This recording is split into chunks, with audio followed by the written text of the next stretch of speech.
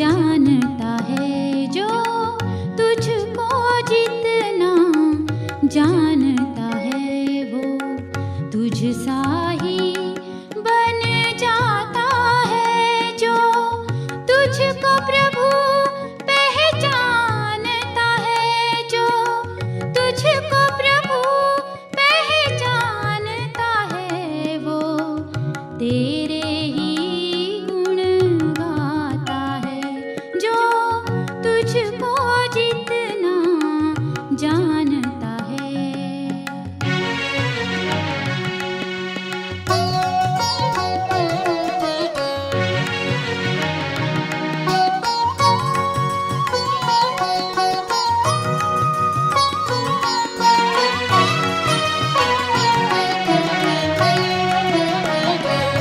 आ गया शरण में जो तेरे सब छोड़ कर होशियारी को। आ गया शरण में जो तेरे सब छोड़ कर होशियारी को। हो गया समर्पण तुझ पर ही, हो गया समर्पण तुझ पर ही। मन से तज दुनियादारी को। जो प्रभु प्रेम धन पाता है, जो प्रभु प्रेम धन पाता है, कुछ पाना ना रह जाता है। जो तुझको जितना जानता है।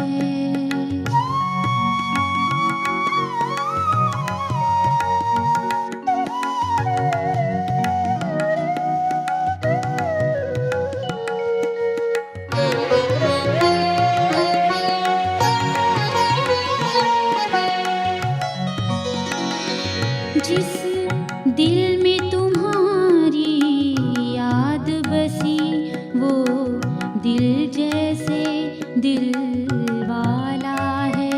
जिस दिल में तुम्हारी याद बसी वो दिल जैसे दिल वाला है। जो तन जग सेवा में अर्पित, जो तन जग सेवा में अर्पित, वो तन चैतन्य शिवाला है। तन मन पावन हो जाता है, तन मन पावन हो जाता है। वो सुख सावन बरसाता है। जो तुझको जितना जानता है।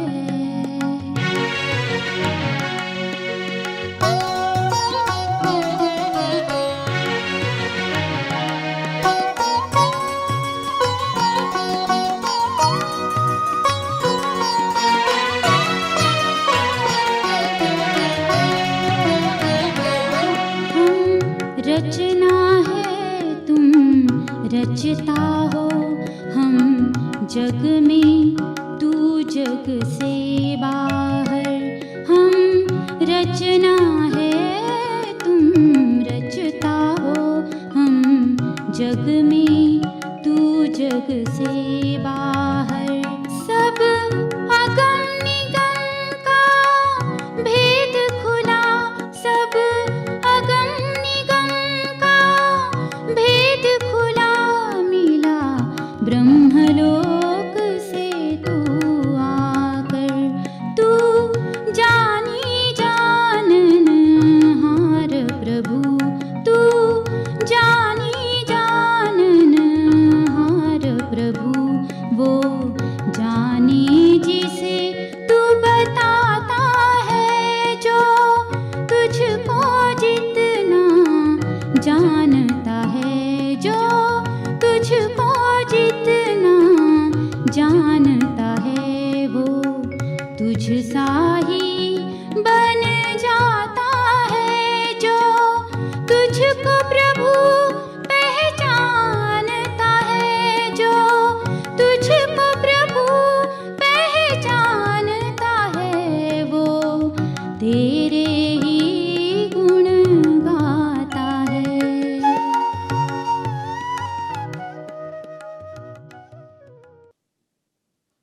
शांति। भक्ति मार्ग में हम सभी भगवान के आगे जाकर कहते रहे कि तुमरी गत मत तुम ही जानो और ना जाने कोई। परंतु जब ज्ञान में आए तो हमें खुद भगवान यानी हमारे बाबा ने आकर बताया कि उनकी गति क्या है और सद्गति देने की मत क्या है। ज्ञान के अद्भुत गूढ़ रहस्य समझाए, हमें हमारा परिचय दिया और अपनी भी गत मत समझाई। ईश्वर का अंत जो दुनिया में कोई पा नहीं सकता, हमने उस अंत को पाया। उस बेअंत के विभिन्न राजों को समझा, ज्ञान को स्पष्टता से जाना, संपूर्ण सृष्टि चक्र के आदि मध्य अंत को जाना, कर्मों को जाना। तो वो कहावत जो भक्ति मार्ग में हमने गाई कि तुम ही जानो, वो सच में जानी जाननहार शिव बाबा हमें आकर कैसे बताते हैं और हमारे जीवन को बदल देते हैं। हमें अंतर तक सर्व प्राप्तियों से भरपूर कर देते हैं और मुक्ति जीवन मुक्ति का द्वार हमारे लिए खोल देते हैं। आज की मुरली भी इसी राज को और ही गहराई से समझा रही है। सुनते हैं बाबा के मधुर महावाक्य। आज है 29 मार्च 2025। बाबा के मधुर महावाक्य हैं। मीठे बच्चे, तुम्हें ज्ञान से अच्छी जागृति आई है। ज्ञान से आत्मा जागृत हो गई है। सोई हुई थी, है ना, अज्ञान नींद में सोई हुई थी, जागृत हो गई। तुम अपने 84 जन्मों को, निराकार और साकार बाप को जानते हो। तुम्हारा भटकना बंद हुआ। पूरे जन्मों को भी जान गए, बाबा को भी जान गए, और क्या चाहिए। अब बुद्धि को कोई भटकाव नहीं, ना कहीं लगाव ना कहीं झुकाव। प्रश्न है, ईश्वर की गतमत न्यारी क्यों गाई हुई है? उत्तर है पहला, क्योंकि वह ऐसी मत देते हैं, श्रीमत, जिससे तुम ब्राह्मण सबसे न्यारे बन जाते हो। गतमत न्यारी, तो ऐसी मत देते हैं जिससे हम न्यारे बन जाते हैं।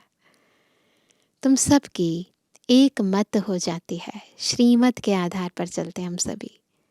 दूसरा, ईश्वर ही है जो सबकी सद्गति करते हैं, पुजारी से पूज्य बनाते हैं, इसलिए उनकी गतमत न्यारी है, जिसे तुम बच्चों के सिवाय कोई समझ नहीं सकता। ओम शांति। तुम बच्चे जानते हो, बच्चों की अगर तबीयत ठीक नहीं होगी तो बाप कहेंगे, भल यहाँ सो जाओ। देखो बाबा कितना प्यार करते हैं बच्चे को। वह कहते हैं भले तबीयत ठीक नहीं है तो सो जाओ, कोई बात नहीं, इसमें कोई हर्जा नहीं, क्योंकि सिकिलते बच्चे हैं। अर्थात 5000 वर्ष बाद फिर से आकर मिले हैं। इतना प्यार सोचो, किसको मिले हैं? बेहद के बाप को। यह भी तुम बच्चे जानते हो। यह अनुभूति केवल हम बच्चे कर सकते हैं, जिनको निश्चय है बरोबर हम बेहद के बाप से मिले हैं। ये निश्चय होना चाहिए। जितना निश्चय उतना आत्मा अंदर से निश्चिंत रह जाती है। अंदर जो है शक्ति मिलती है, जिससे आत्मा को हर प्राप्ति हो जाती है, आत्मा विजयी बन जाती है। तो अब सोचो, बाबा कहते हैं कि जिनको निश्चय है बरोबर हम बेहद के बाप से मिले हैं, क्योंकि बाप होता ही है एक हद का और दूसरा बेहद का।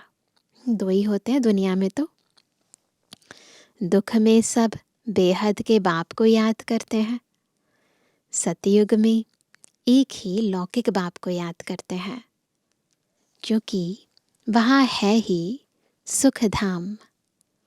लौकिक बाप उसको कहा जाता है जो इस लोक में जन्म देता है। लौकिक वो जो इस लोक में जन्म देता है। पारलौकिक बाप तो एक ही बार आकर, यानी संगम युग पर आकर तुमको अपना बनाते हैं। तुम रहने वाले भी बाप के साथ अमरलोक में हो। याद आ रहा है सबको? हम आत्माएं अमरलोक की निवासी थी, जिसको परलोक, परम धाम कहा जाता है। वह है परे ते परे धाम। अनुभव करो, वह है परे ते परे धाम। स्वर्ग को परे ते परे नहीं कहेंगे। स्वर्ग नर्क यहाँ ही होता है। नई दुनिया को स्वर्ग, पुरानी दुनिया को नर्क कहा जाता है। अभी है पतित दुनिया, अभी तो पतित दुनिया है ना। पुकारते भी हैं, हे पतित पावन आओ। सतयुग में ऐसे नहीं कहेंगे। जब से रावण राज्य होता है तब पतित बनते हैं। उनको कहेंगे 5 विकारों का राज्य। सतयुग में है ही निर्विकारी राज्य।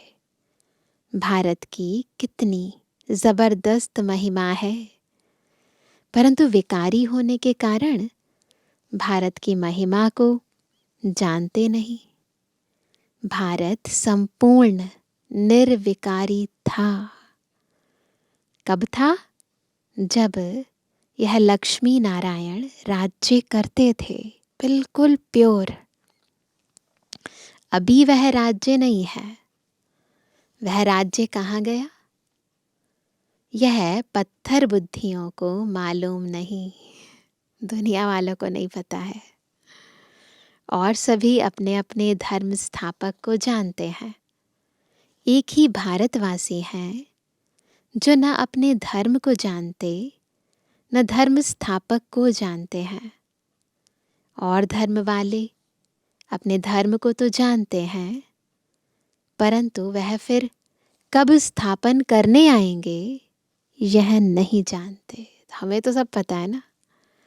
सिख लोगों को भी यह पता नहीं है कि हमारा सिख धर्म पहले था नहीं। गुरु नानक ने आकर स्थापन किया तो ज़रूर फिर सुखधाम में नहीं रहेगा। तब ही गुरु नानक आकर फिर स्थापन करेंगे। जैसे कल्प पहले किया, जिस समय किया तभी करेंगे। क्योंकि वर्ल्ड की हिस्ट्री, जियोग्राफी रिपीट होती है ना। क्रिश्चियन धर्म भी नहीं था, फिर स्थापना हुई। पहले नई दुनिया थी, एक धर्म था। सिर्फ तुम भारतवासी ही थे, एक धर्म था। फिर तुम 84 जन्म लेते लेते यह भी भूल गए हो कि हम ही देवता थे। तो बाबा आकर हमें याद दिलाते हैं कि बच्चे तुम ही तो थे। फिर हम ही 84 जन्म लेते हैं। तब बाप कहते हैं तुम अपने जन्मों को नहीं जानते हो, मैं बतलाता हूँ। आधा कल्प राम राज्य था, फिर रावण राज्य हुआ है। पहले है सूर्यवंशी घराना, चक्र घुमाते रहो। फिर चंद्रवंशी घराना, राम राज्य। सूर्यवंशी लक्ष्मी नारायण के घराने का राज्य था। जो सूर्यवंशी लक्ष्मी नारायण के घराने के थे, सो 84 जन्म ले अभी रावण के घराने के बने हैं। अभी किसके घराने के हैं सभी? रावण के घराने के। आगे पुण्य आत्माओं के घराने के थे, अभी पाप आत्माओं के घराने के बने हैं, है ना। पहले निर्विकारी जन्म था, आत्माएं निर्विकारी थी, अभी सब विकारी है ना। 84 जन्म लिए हैं, वे तो 84 लाख कह देते। अब 84 लाख का कौन बैठ विचार करेंगे, है ना। कहते ना 84 लाख योनियों से होकर गुजरती है आत्मा। इसलिए कोई का विचार चलता ही नहीं। अभी तुमको बाप ने समझाया है, तुम बाप के आगे बैठे हो। निराकार बाप और साकार बाप दोनों ही भारत में नामी ग्रामी हैं। गाते भी हैं परंतु बाप को जानते नहीं हैं। अज्ञान नींद में सोए पड़े हैं। ज्ञान से क्या होता है? ज्ञान से जागृति होती है, आत्मा जाग जाती है, सुजाग हो जाती है। रोशनी में मनुष्य कभी धक्का नहीं खाते। ऐसे ही होता है ना, लाइट जलती है तो धक्का नहीं खाते हैं। लाइट नहीं होती है, अंधेरे में दिखाई नहीं देता है तो धक्के खाते हैं। अंधियारे में धक्के खाते रहते।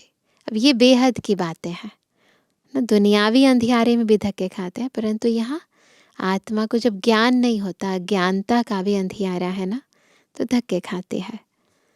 भारतवासी पूज्य थे, अब पुजारी है। लक्ष्मी नारायण पूज्य थे ना, यह किसकी पूजा करेंगे? अपना चित्र बनाए, अपनी पूजा तो नहीं करेंगे। इसलिए सतयुग में कोई किसी की पूजा नहीं करते, यह हो नहीं सकता। तुम बच्चे जानते हो हम ही पूज्य, सो फिर कैसे पुजारी बनते हैं? यह बातें और कोई समझ नहीं सकते, केवल हम समझ सकते हैं। बाबा ने हमें दिव्य बुद्धि का ऐसा वरदान दिया है। बाप ही समझाते हैं, इसलिए कहते भी हैं, क्या कहते हैं? ईश्वर की गतमत न्यारी है ना। अभी तुम बच्चे जानते हो बाबा ने हमारी सारी दुनिया से गतमत न्यारी कर दी है। हमारी गत भी न्यारी कर दी है और मत भी न्यारी कर दी है। सारी दुनिया में अनेक मतांतर हैं ना, कितने मतांतर है। शास्त्रों की मत, इधर की मत, उधर की मत, हम एक श्रीमत पर हैं। तो सारी दुनिया से अलग है श्रीमत। यहाँ तुम ब्राह्मणों की है एक मत, ईश्वर की मत और गत। गत अर्थात सदगति। बाकी दुनिया सदगति में नहीं जाती ना। सदगति दाता एक ही बाप है। गाते भी है सर्व का सदगति दाता राम। तो ये वो वाला राम नहीं, त्रेता युगी राम जी की बात नहीं हो रही, शिव बाबा की बात हो रही है। परंतु समझते नहीं कि राम किसको कहा जाता है। कहेंगे जिधर देखो राम ही राम रहता है। इसको कहा जाता है अज्ञान अंधियारा। अंधियारे में है दुख, सोझरे में है सुख। अंधियारे में ही पुकारते हैं ना, बंदगी करना माना बाप को बुलाना। भीख मांगते हैं ना, देवताओं के मंदिर में जाकर भीख मांगना हुआ ना, कि दे दो, भर दो झोली, ये कर दो, वो कर दो। सतयुग में भीख मांगने की दरकार नहीं। भिखारी को इंसॉल्वेंट कहा जाता है, कुछ भी नहीं होता ना उसके पास। सतयुग में तुम कितने सॉल्वेंट थे, समृद्धि थी, संपन्नता थी, उसको कहा जाता है सॉल्वेंट।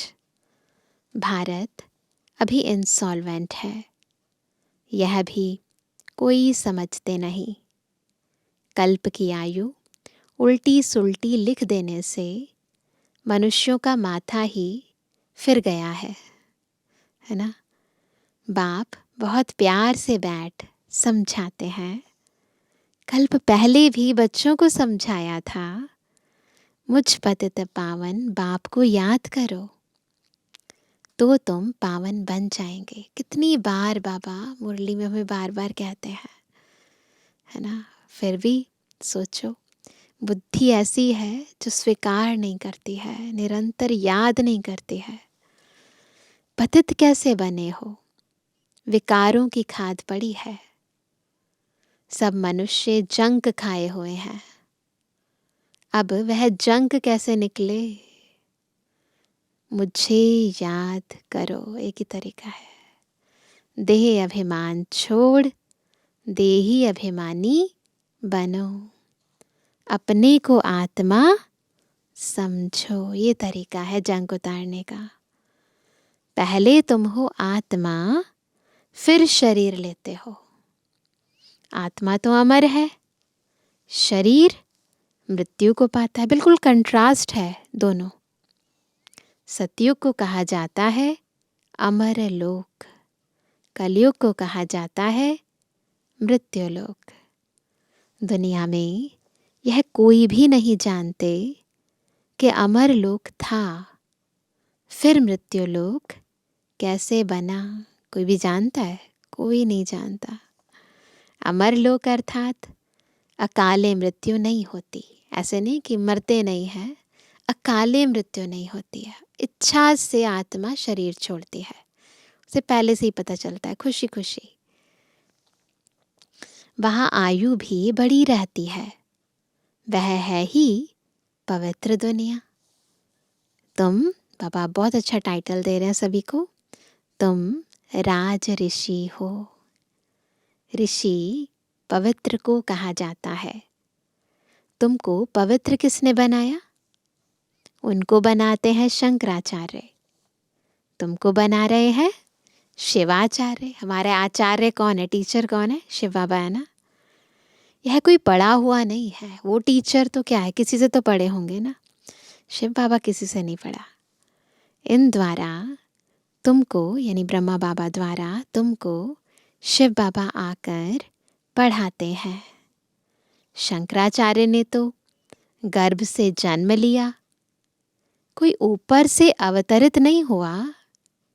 बाप तो इनमें प्रवेश करते हैं, आते हैं जाते हैं, मालिक है ना। जिसमें चाहे उनमें आ सकते हैं। बाबा ने समझाया है, कोई का कल्याण करने अर्थ मैं प्रवेश कर लेता हूँ। आता तो पतित तन में ही होना, बहुतों का कल्याण करता हूँ। बच्चों को समझाया है, माया भी कम नहीं है। कभी कभी ध्यान में, पहले बहुत आत्माएं ध्यान में जाती थी ना, इसलिए बाबा कहते कभी कभी ध्यान में माया प्रवेश कर उल्टा सुल्टा बुलवाती रहती है। इसलिए बच्चों को बहुत संभाल करनी है। कईयों में जब माया प्रवेश कर लेती है तो कहते हैं मैं शिव हूँ, फलाना हूँ। माया बड़ी शैतान है ना। कई लोग कहते हैं ना, मेरे में बाबा आते हैं, मेरे में मम्मा आती है। वो कहते हैं सब माया है। समझदार बच्चे अच्छी रीति समझ जाएंगे कि यह किसका प्रवेश है। शरीर तो उनका मुकर्रर यह है ना, फिर दूसरे का हम सुने ही क्यों। अगर सुनते हो तो बाबा से पूछो, यह बात राइट है व नहीं। बाप झट समझा देंगे। तो बाप झट समझा देंगे बच्चे को, ये राइट है या रॉन्ग है। कई ब्राह्मणियाँ भी इन बातों को समझ नहीं सकती कि यह क्या है। कोई में तो ऐसी प्रवेशता होती है जो चमाट भी मार देते। ऐसा होता है ना, आत्मा किसी में प्रवेश हो जाती है तो कुछ भी करते हैं, गालियां भी देने लग पड़ते। अब बाप थोड़ी गाली देंगे, है ना। इन बातों को भी कई बच्चे समझ नहीं सकते। फर्स्ट क्लास बच्चे भी कहाँ कहाँ भूल जाते हैं। इसलिए बहुत ध्यान रखना है, सब बातें पूछनी चाहिए, क्योंकि बहुतों में माया प्रवेश कर लेती है। फिर ध्यान में जाकर क्या क्या बोलते रहते हैं। इसमें भी बड़ा संभालना चाहिए। बाप को पूरा समाचार देना चाहिए। फलाने में मम्मा आती है, फलाने में बाबा आते हैं। इन सब बातों को छोड़ बाप का एक ही फरमान है कि माम एकम याद करो। बाप को और सृष्टि चक्र को याद करो। रचयिता और रचना का सिमरण करने वाले की शक्ल सदैव हर्षित रहेगी। तो देखो हमारी शक्ल ऐसी है। बहुत हैं जिनका सिमरण होता नहीं है। कर्म बंधन बड़ा भारी है ना। अगर सिमरण नहीं होता, याद नहीं कर पाते, यानी कर्म बंधन है। विवेक कहता है जबकि बेहद का बाप मिला है, कहते हैं मुझे याद करो, तो फिर क्यों ना हम याद करें। कुछ भी होता है तो बाप से पूछो, बाप समझाएंगे। कर्म भोग तो अभी रहा हुआ है ना। कर्मातीत अवस्था हो जाएगी तो फिर तुम सदैव हर्षित रहेंगे। तब तक कुछ न कुछ होता है। यह भी जानते हो, मिरुआ मौत मलों का शिकार। दुनिया में बिल्कुल सबका मौत होना है, लेकिन हम आत्माएं बिल्कुल शांति में, आनंद में, खुशी में झूमेंगी। विनाश होना है, तुम फरिश्ते बनते हो। तो फरिश्ते क्या करेंगे? डांस करेंगे। दुनिया में मौत होगा, बाकी थोड़े दिन इस दुनिया में हो, फिर तुम बच्चों को यह स्थूल वतन भासेगा नहीं, मन नहीं करेगा यहाँ रहने का। सूक्ष्म वतन और मूल वतन भासेगा। सूक्ष्म वतन वासियों को कहा जाता है फरिश्ते। वह बहुत थोड़ा समय बनते हो, जबकि तुम कर्मातीत अवस्था को पाते हो। सूक्ष्म वतन में हड्डी मांस होता नहीं। हड्डी मांस नहीं तो बाकी क्या रहा? लाइट ही लाइट होते हैं ना। सिर्फ सूक्ष्म शरीर होता है।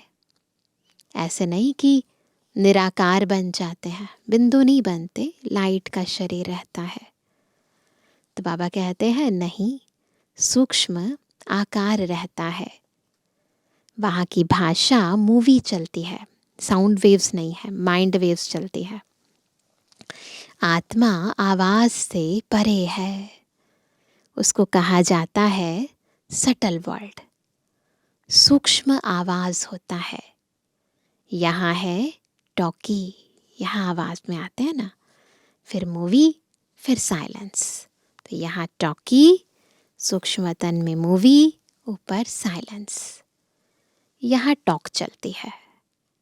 यह ड्रामा का बना बनाया पार्ट है। वहाँ है साइलेंस, वह मूवी, और यह है टॉकी। इन तीन लोगों को भी याद करने वाले कोई विरले होंगे। तो तीनों कालों को भी याद करना है, तीनों लोगों को भी याद करना है, तीनों देवों को भी याद करना है। बाप समझाते हैं बच्चे, सजाओं से छूटने के लिए क्या करना है? कम से कम 8 घंटा कर्म योगी बन कर्म करो, 8 घंटा आराम करो, और 8 घंटा बाप को याद करो। इसी प्रैक्टिस से तुम पावन बन जाएंगे। नींद करते हो, वह कोई बाप की याद नहीं है। ऐसे भी कोई ना समझे कि बाबा के तो हम बच्चे हैं ना, फिर याद क्या करें, ऐसे भी नहीं होना चाहिए।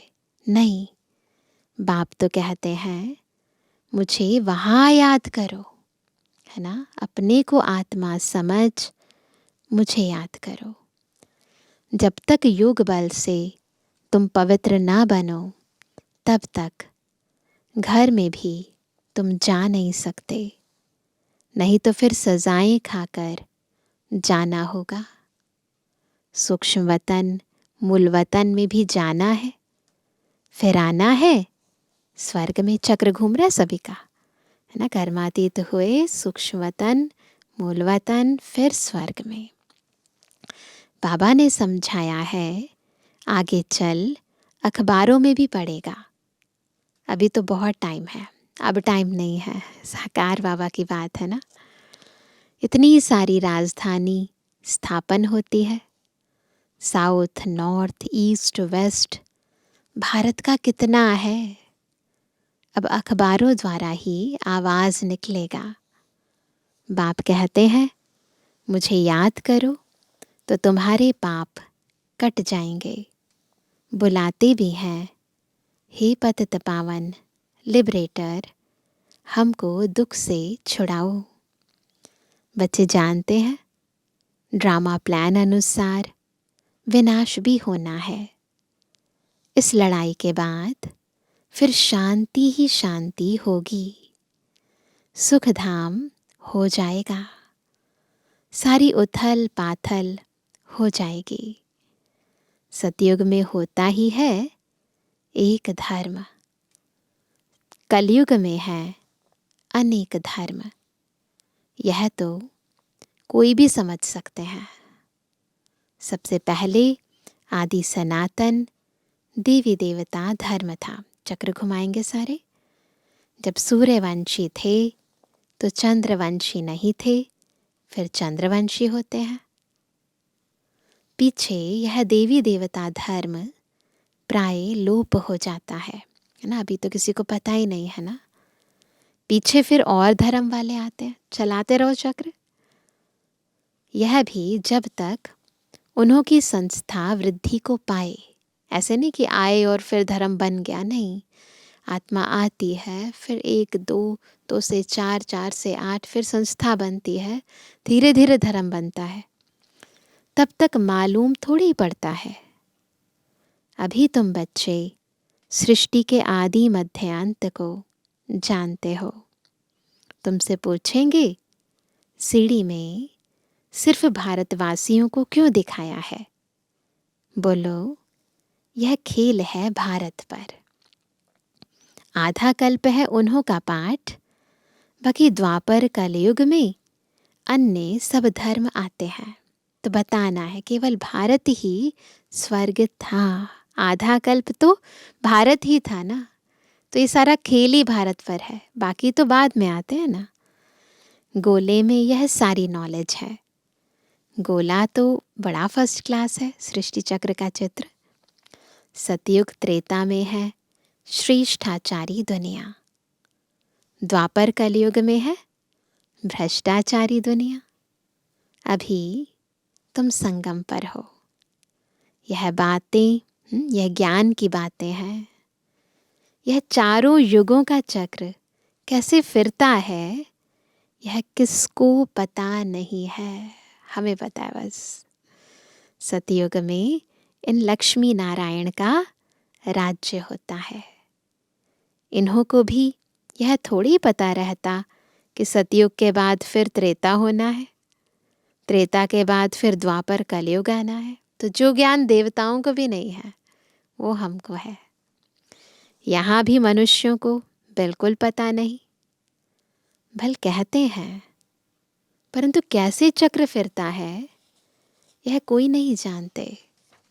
इसलिए बाबा ने समझाया है, सारा गीता पर जोर रखो। सच्ची गीता सुनने से स्वर्गवासी बनते हैं। यहाँ शिव बाबा खुद सुनाते हैं, वहाँ मनुष्य पढ़ते हैं। दुनिया में भी होता है ना, रखते हैं गीता पाठ, तो वहाँ मनुष्य सुनाते हैं। गीता भी सबसे पहले तुम पढ़ते हो। भक्ति में भी पहले पहले तो तुम जाते हो ना। शिव के पुजारी पहले तुम बनते हो। भक्ति पहले अव्यभिचारी थी, एक शिव बाबा की थी, तो भक्त भी पहले हम बनते हैं। तुमको पहले पहले पूजा करनी होती है अव्यभिचारी एक की, एक शिव बाबा की।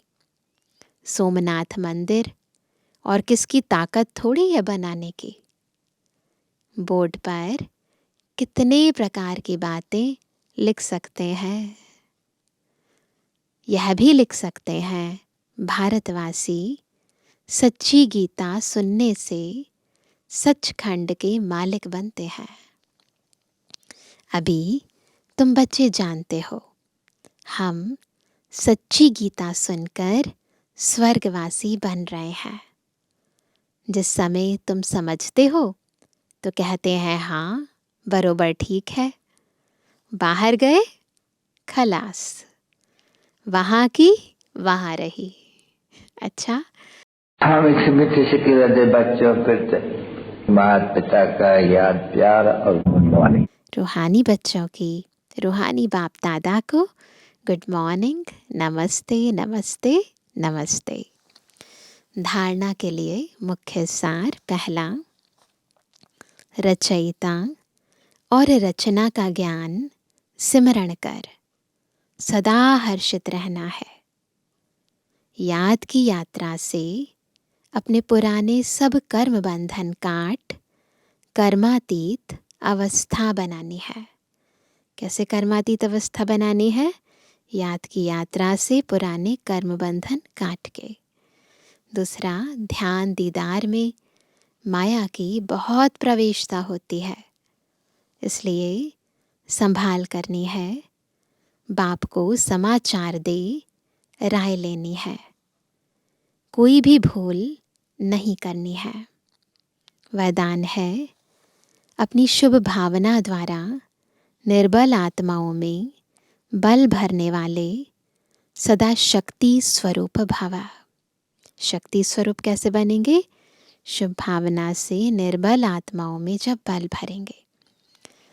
सेवाधारी बच्चों की विशेष सेवा है स्वयं शक्ति स्वरूप रहना और सर्व को शक्ति स्वरूप बनाना, अर्थात निर्बल आत्माओं में बल भरना। इसके लिए सदा शुभ भावना और श्रेष्ठ कामना स्वरूप बनो। सबके प्रति शुभ भावना। शुभ भावना का अर्थ यह नहीं कि किसी में भावना रखते रखते उसके भगवान हो जाओ, ऐसे भी नहीं होना चाहिए। यह गलती नहीं करना। शुभ भावना भी बेहद की हो। एक के प्रति विशेष भावना भी नुकसानकारक है, इसलिए बेहद में स्थित हो, बेहद में स्थित हो निर्बल आत्माओं को अपनी प्राप्त हुई शक्तियों के आधार से शक्ति स्वरूप बनाओ, है ना। स्लोगन है, अलंकार ब्राह्मण जीवन का श्रृंगार है। अलंकार ब्राह्मण जीवन का श्रृंगार है, इसलिए अलंकारी बनो, देह अहंकारी नहीं, है ना। हमारे अलंकार कौन है? ये गुण, ये शक्तियाँ, ये हमारे अलंकार हैं। अहंकारी नहीं बनना, अलंकारी बनना है। ज्ञान, योग, सेवा, ये अलंकार है। अभी सुनते हैं आज का व्यक्त इशारा। सत्यता और सभ्यता रूपी कल्चर को अपनाओ।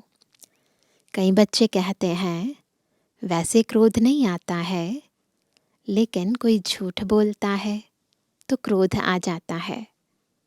उसने झूठ बोला, आपने क्रोध से बोला, तो दोनों में राइट कौन? कई चतुराई से कहते हैं कि हम क्रोध नहीं करते हैं, हमारा आवाज़ ही बड़ा है, आवाज़ ही ऐसा तेज़ है। लेकिन जब साइंस के साधनों से आवाज़ को कम और ज़्यादा कर सकते हैं, तो क्या साइलेंस की पावर से अपने आवाज़ की गति को धीमी या तेज़ नहीं कर सकते हो? तो क्या करना है? सत्यता और सभ्यता, है ना। इसीलिए हमेशा सभ्यता पूर्वक हर कार्य करना है। अच्छा, ओम शांति।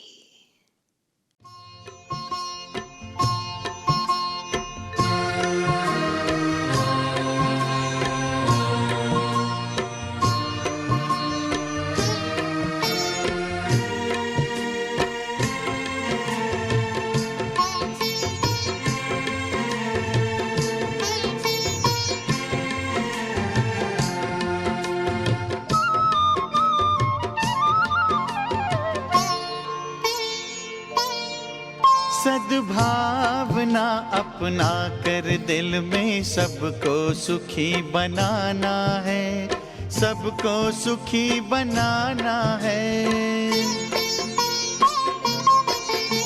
सद्भावना अपना कर दिल में सबको सुखी बनाना है, सबको सुखी बनाना है। सबको सुखी बनाना है, अब नई संस्कृति लाना है, अब नई संस्कृति लाना है। सद्भावना अपना कर दिल में सबको सुखी बनाना है, सबको सुखी बनाना है।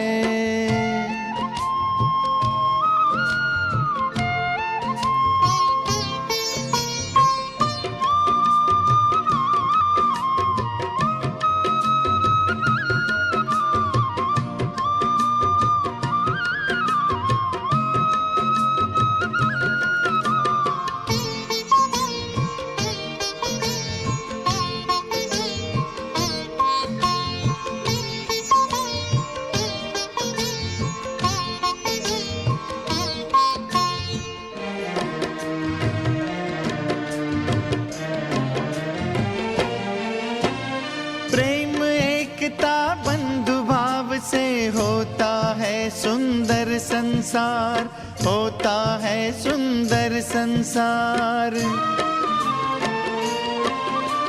करुणा दया उदारता ये परम पिता का है उपहार, परम पिता का है उपहार। सब में परस्पर स्नेह बढ़े, अब ऐसी रीत निभाना है, अब ऐसी रीत निभाना है। सद्भावना अपना कर दिल में सबको सुखी बनाना है, सबको सुखी बनाना है। सद्भावना अपना कर दिल में सबको सुखी बनाना है, सबको सुखी बनाना है।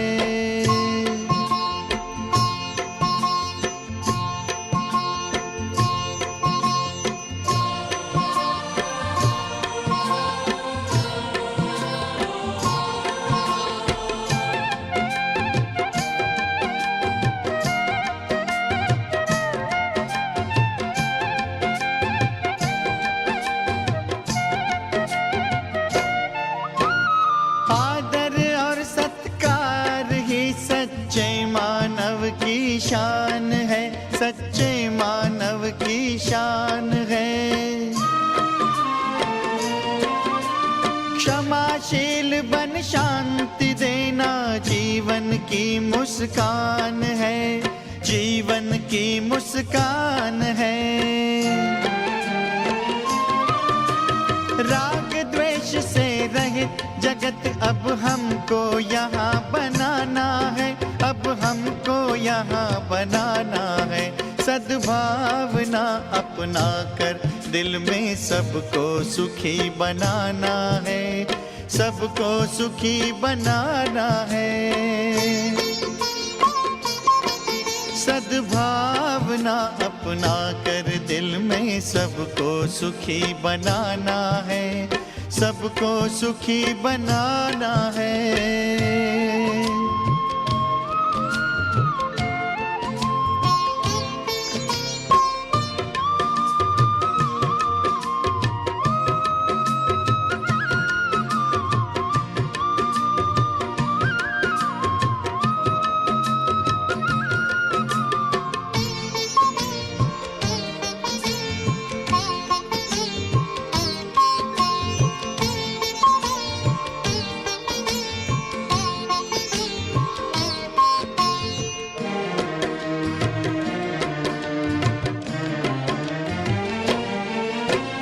सब अपने हैं, अपनों को हम देंगे सदा शुभ भावना, देंगे सदा शुभ भावना।